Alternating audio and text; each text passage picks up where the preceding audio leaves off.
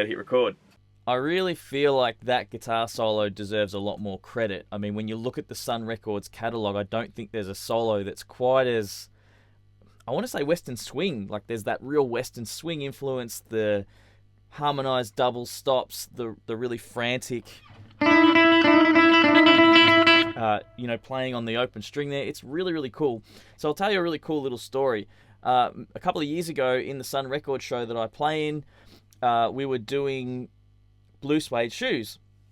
And in the solo, I thought it would be really funny for the first solo. Obviously, there's two solos in that song. Instead of sort of, moving around the scale and doing the sort of things Carl Perkins would do, I actually just sat on this. We do it in G, by the way. I sat on that for the entire solo. And it was really funny because as the band were playing along, they were kind of like, oh yeah, that's cool. Oh, you're really extending that out. And then after a little while, everyone was kind of looking, going, are you gonna stop that, or are you gonna do something else? I thought it was really clever. And this guitar solo in Warren Smith's Ubangi Stomp, which I believe the guitar playing was Brad Suggs, after a little bit of digging around, actually, I found a whole bunch of information under a YouTube video of all things. It was reminiscent of what he did in this solo. He pretty much plays around one note for the whole solo with some bending. It's really quite cool. So we're going to have a look at that and what's happening there. We're going to go two different directions. We can look at the really technical way to do it, but we can also look at a way that we can just affect that sound and it will sound really cool. So it doesn't have to be perfect. Another thing I want to say is that I put the solos together for this lesson. In the song, there's another verse. You can learn the intro and first verse and chorus in a previous lesson, so I'll put that in the description below. But I put those two solos together, and playing them back to back was challenging, I'm not going to lie. So it took me about an hour to transcribe both of these solos last night, and I wish I had given myself a little bit more time because they're quite lyrical, but I got there. I managed to scrape through somehow. So we're going to learn solo 1 and solo 2 in this lesson, and that will be the completion of this song. You can pretty much use the licks and everything in the first verse to play through the rest of the song. It's very, very similar with just some slight variations, but I didn't think it was worth doing a whole video on. Speaking of which, I just want to thank my Patreons, and I want to thank my latest Patreons, which is Aaron Wood, Mike Clark, Pete Kanya, Jeff Crump, 13 Knots, and Nick Petrasso. Thank you so much for joining. Folks, it really helps. For a couple dollars a month, you get access to all the transcriptions, and you just get to know that you're helping, okay? And I know there's a lot of supportive type things out there you might be watching. There's a lot of people with Patreons now. If this channel's really important to you, I'd really appreciate it. But at least if you're enjoying the videos, make sure you share them. Leave a comment to show your appreciation. I certainly appreciate all of those things. Okay, I've talked more than enough. Let's get on with the lesson. Okay, funny story. I just started going through the lesson and realized I hadn't hit record on the camera, and it's all recorded on the audio, which is pretty amusing. Anyway, so by the way, the backing track will be on my Patreon, so you can have a crack at that later on, or even just bash along with it for a bit of fun, playing whatever you like. But we start the song, bar 27. This is a continuation of the transcription that I previously did the lesson on. So bar 27, section C, solo 1, we're playing the 5th fret on the 2nd string, and we do this riff.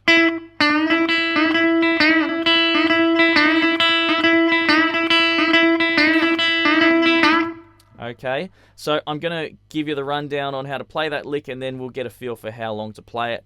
We play the 5th fret on the 2nd string, as I mentioned, on the 4, 1, 2, 3, 4, and then we pick down on the 7th fret of the 3rd string, and we bend up. Okay, and we're bending to the same pitch of this note, so you can practice that. Get them to match. I didn't do a good job there. There it is.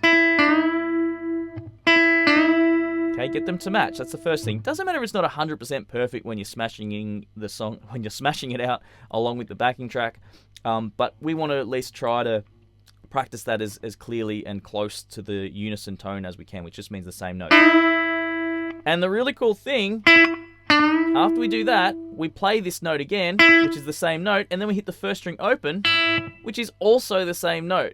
Those crazy hillbillies. So brilliant. I hope that's not offensive. I do apologize if it is. I love hillbilly music, so take it as a compliment, hopefully. Anyway, I'll keep moving. So, okay, so we actually just keep repeating that once we start.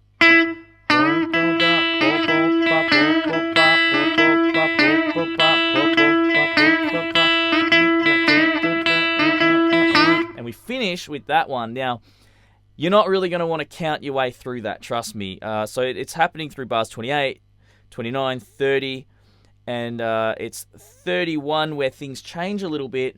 The best thing to do is listen out for the chord change because it's all happening over the A. Da. So imagine... Oh, I'm bumping the 5th string, so it's killing it. Hang on.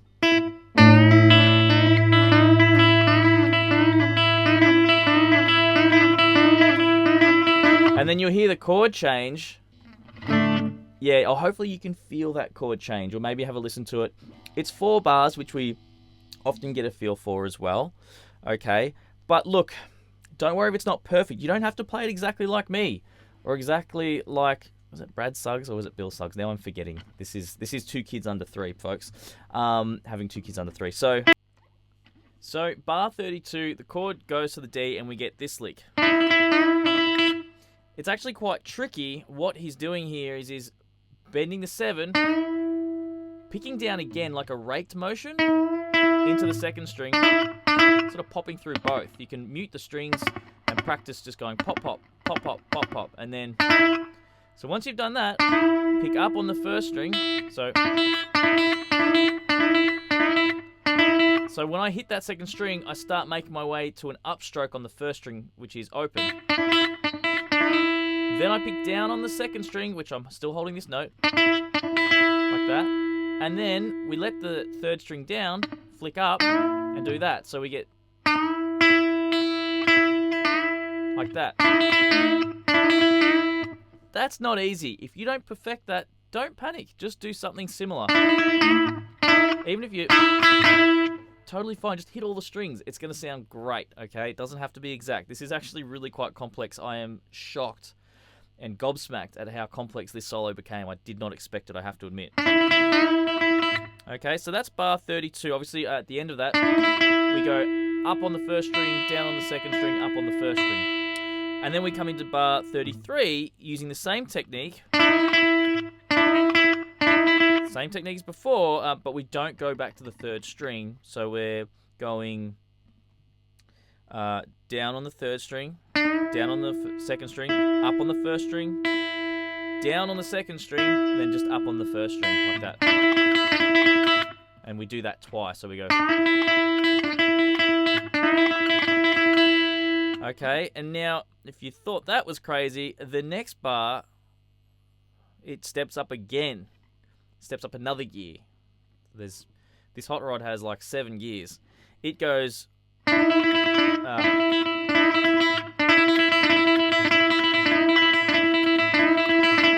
yeah, it's actually really hard for me to kind of try and slow it down. When I play it, I just sort of rip through it. Now I'm thinking, God, how do you actually play that? So what we're going to do here in bar 34, we use that same technique. We go down, down, up, just like that. And what we're going to do... Actually, what we'll do here, let's go through all of the strings. Down. That's actually better. Do that. Da, da, da, and then you go up, down, up on the 1st string. Yeah, I was trying to work out how I actually played that on the recording or when I was mucking around with it. I didn't even realise, but I ended up sweeping through all 3 to get that happening. Well, absolutely wild. So, again, you can... That would be totally fine if you just went in it that way where you just strum the whole lot, bending the 7 and holding the 5th fret. Because it's just... That's just, you know, I mean... I'm appreciative of the fact I can do that. It's a really nice thing that I was working through and just kind of... My hand did that. But, man, I've played guitar my whole life, way too much, not too much. It's cool, but you know, I kind of feel for someone that might just go, oh, I really want to learn this solo, and then you come up with that, and it's like, the head scratching begins. But if you want to play it exact, you can work at it like this, get that sweep, and then up, down, up, and the last up puts us back on a down to begin again. So.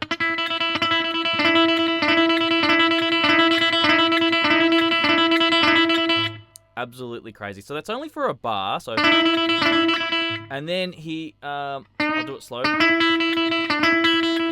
So just twice like that. And then he's on the 5th fret of the 2nd string. And there you really can just go wild. I don't think that needs to be too technical. Okay. And that's for a whole bar. And then he returns back to what he was doing in bar 33. So just 1 bar of that in bar 36. Okay, which is twice. And then we get... So in 37, we get 5, 5, 7, 7, 5, 5, 4, 4, 0. And that same lick from before. We're playing an A triad, 6th fret, 5th fret, 5th fret. Okay, on the 3rd, 2nd, and 1st string. And we're going boom, ba, da, and then put your 3rd finger on the 7th fret of both the 3rd and 2nd string. Lift it, strum down up, put it back on the down. Lift it back up there, so just like that. Okay, so that was solo 1, and you would have noticed a few little cuts there. I had to stop a couple times and completely think about what I was even teaching here, because this solo is quite wild. It's very different playing something and teaching it. Many of you may know that, many of you may not be aware, but I'm telling you, it can be very challenging sometimes. Going, what am I actually doing there?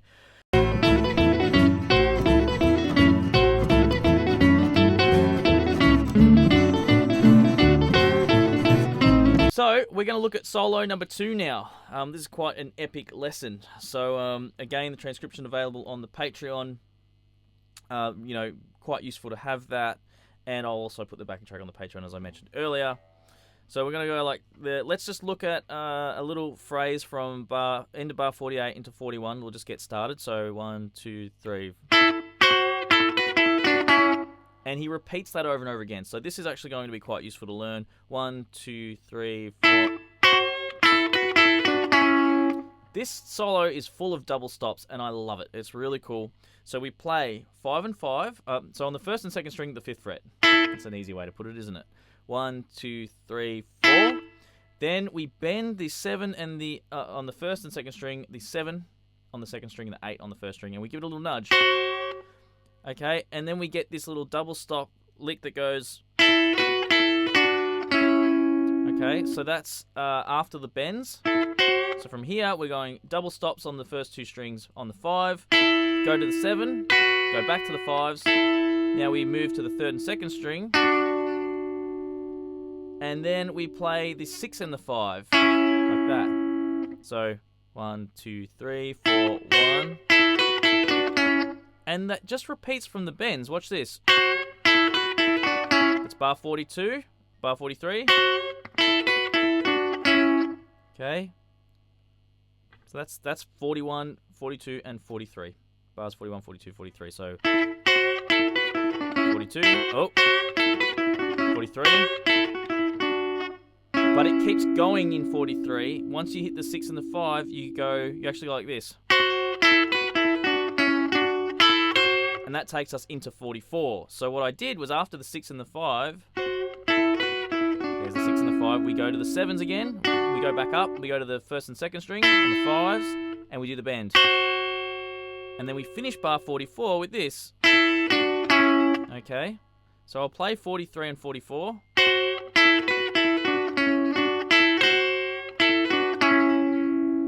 Okay, so the double 5s, double 7s on the 3rd and 2nd, 6 and 5 there.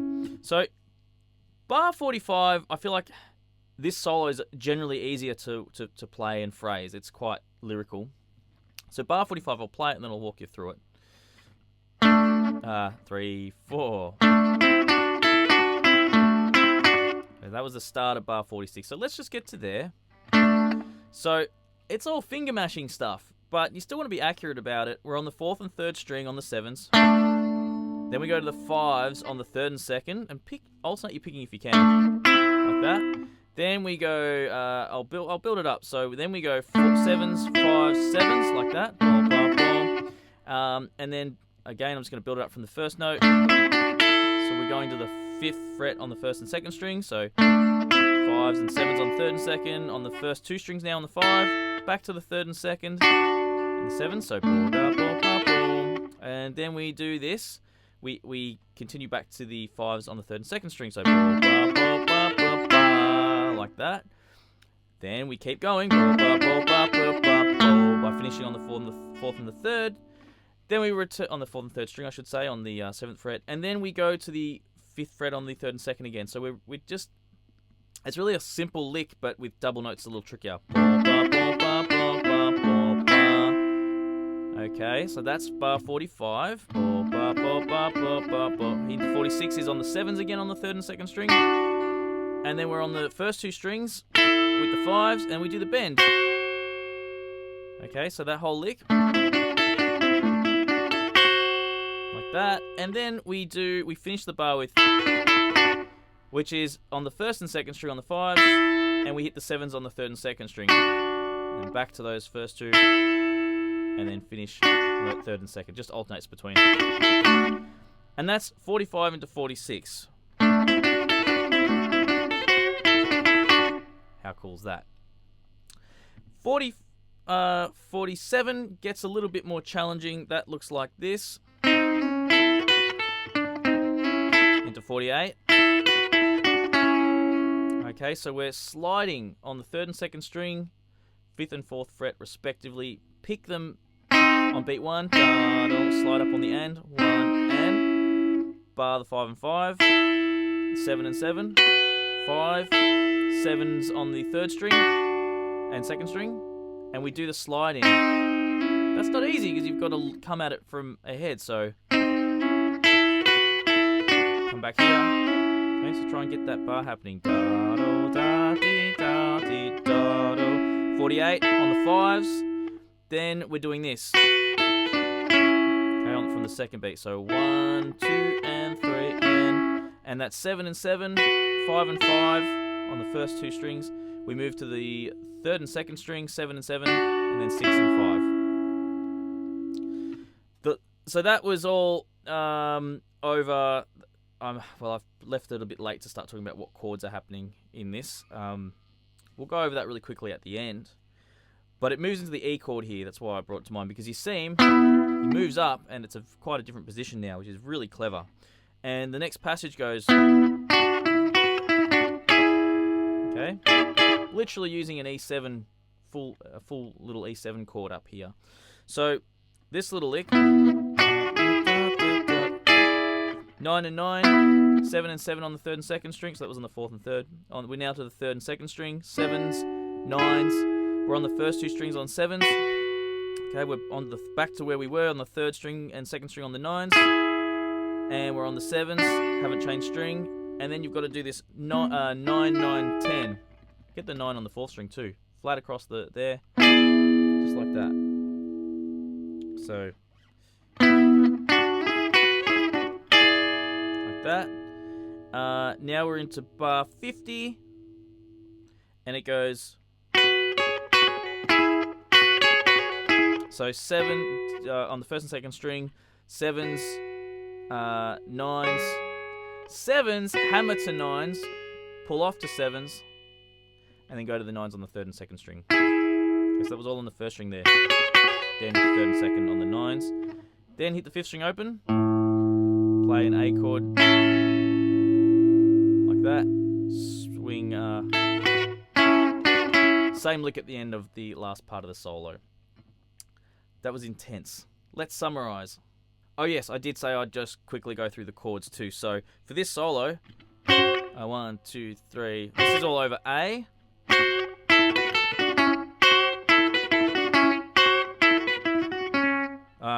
Sorry, last part of that. Then you can hear it changes to the D here. Okay. Then back to A. You can see it's really out of an A triad, so it wouldn't have worked over the D or the E, those particular licks. So then over the E, literally playing an E7 chord, an upper voicing of that chord. Then we're back to A. Okay, how cool is that?